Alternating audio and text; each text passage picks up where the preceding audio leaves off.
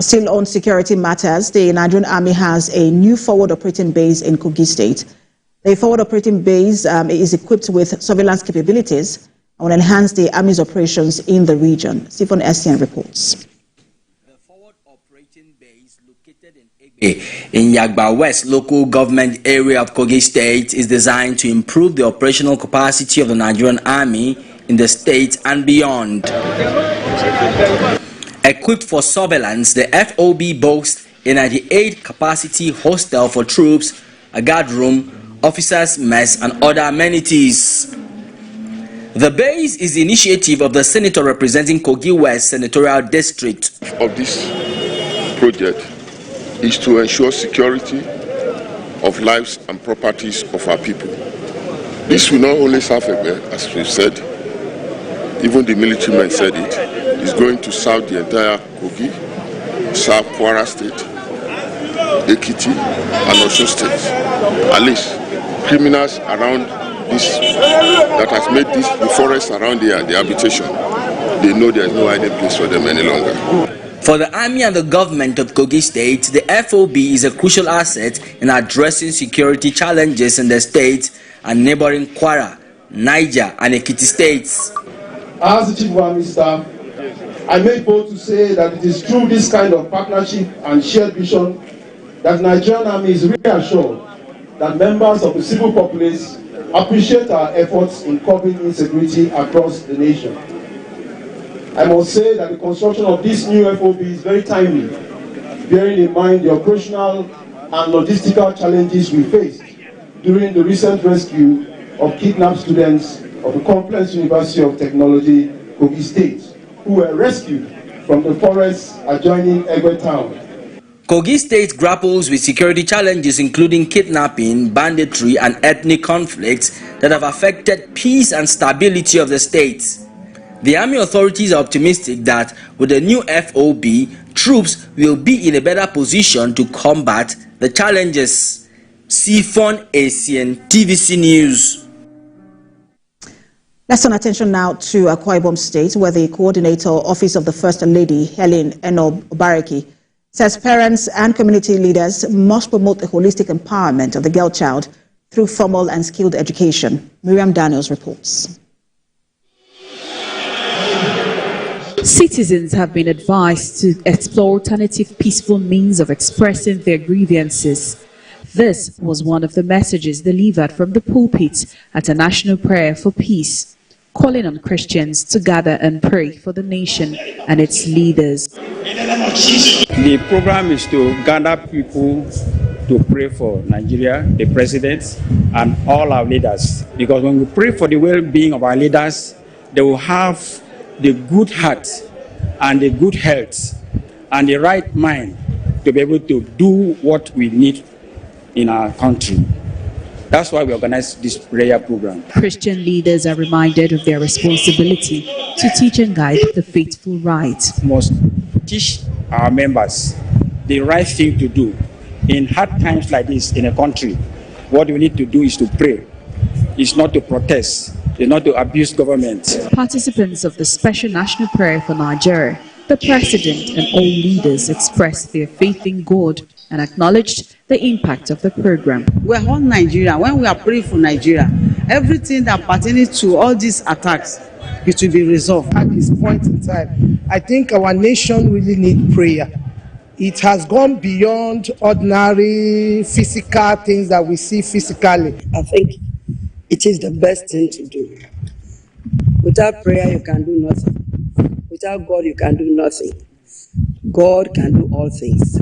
As Nigeria navigates challenging times, Christian leaders are urging citizens to seek divine intervention and work towards peaceful solutions. By turning to prayer and reflection, Nigerians can foster a sense of unity and hope for a better future. Jane Francis Mwese, TVC News, Abuja. A growing number of reports show that people with disabilities are at a greater risk of sexual victimization.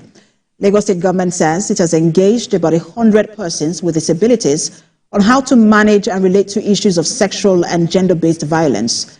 The Executive Secretary of the Lagos State Domestic and Sexual Violence Agency, Titilola Vivo Adeniyi, said the one-day sensitization program by the state government was designed to highlight issues affecting people with disabilities and to create a path for an inclusive and equitable environment where everyone can live free from violence and discrimination across the state. It's a double whammy for them, double jeopardy. So whilst we don't have sufficient data to show us the prevalence amongst persons with disabilities, we are being proactive. We're trying to engage them from a preventive lens and then letting them know about our services that they and their colleagues, the other persons with disabilities, can take advantage of. And this is not a one-off engagement. This is just an entry point to this sector. We hope that in the coming months we'll continue to engage and we'll go to each cluster. They really don't feel comfortable talking to people that they don't know. So as much as possible, we keep telling them. And that's why we plan to bring this kind of meetings to our own meetings, to our monthly meetings, to tell them that if you report, nothing will happen to you, number one. Number two, the person you are reporting to, because it is not our job to prosecute these cases. It's not our job to investigate. It's just our job to make sure that we escalate these complaints. Most of them don't report, so that's why we are coming out to sensitize them, to tell them that they are not alone, that they can come to us, we'll take up their matter. I think the awareness will cut across and it will minimize, if not reduce completely.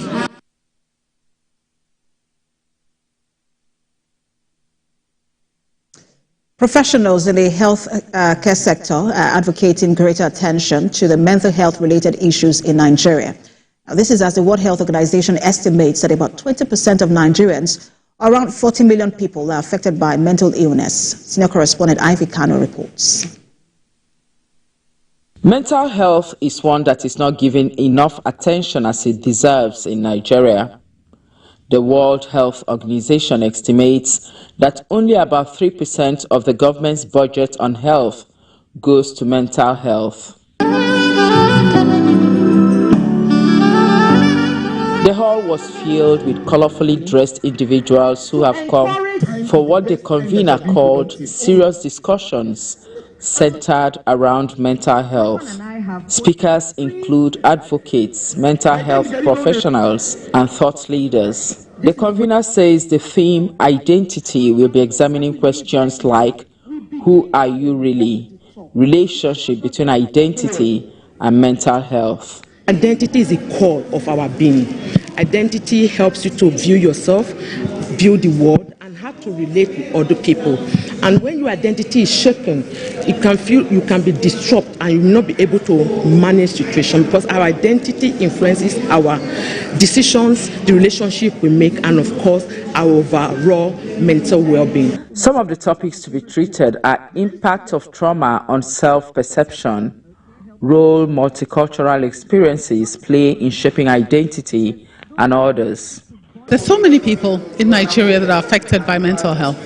1 in 4 people are supposed to experience mental health issues at some point in their life. For example, a critical issue that is affecting a lot of Nigerians today are financial issues. It's pivotal because it tells about the state of our minds, how well we're able to interact with other people, how well we're able to cope with the normal stresses of life, and how well we are able to contribute our quota to the environment that we live in. You need an outlet, no matter how powerful you are. When the day is done, when you have gotten to the place of you don't reach here, you will need to talk to someone. And that is, I think, we should begin to cultivate that culture of, I can't do this thing all by myself. I think that mental health in Nigeria is going on a positive track. A lot of people are a lot more open to it. They're no longer stigmatizing, mental health. They're no longer, afraid of talking about things that are happening. The theme for last year was the mind behind the mask.